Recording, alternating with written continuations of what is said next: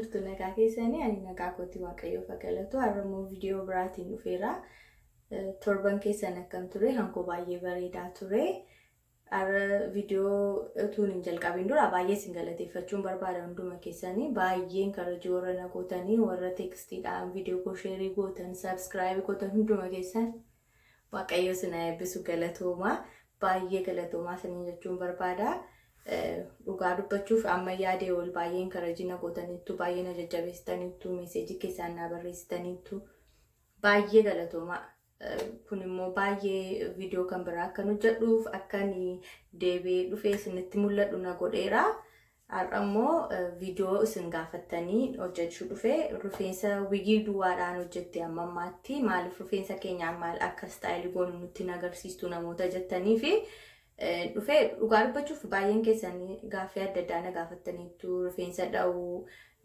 Frizzy gochuu meekaappii hojjechuu waan baay'ee na gaafattaniitu akkuma beekamu waan hundumaa takkaadhaan isin deebisuu hin danda'u baay'ina isa qabu keessaa fuudheen deddeebisaa jechuudha baay'ina keessaniin hojjechaa deema waan hin beeku yoo ta'e kanaaf har'a akkamitti rifeensa keenya akkamitti Frizzy goone kalarii immoo akkasitti geeddarraa isa jedhu wajjin ilaallaa jechuudha kalariin isaa akkasitti geeddarree bareennee ittiin deemna isa jedhu wajjin ilaallaa gara viidiyoo.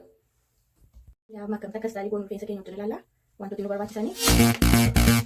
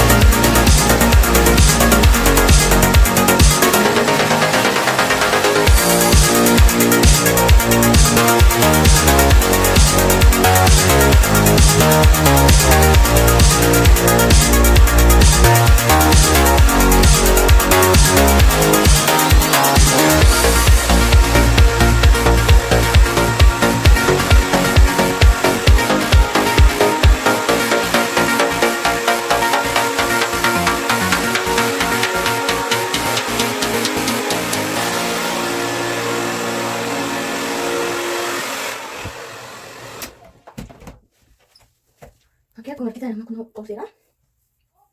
Garuu fuulduraa kanatti nu argamayyuu. Sirriitti qorachuudha.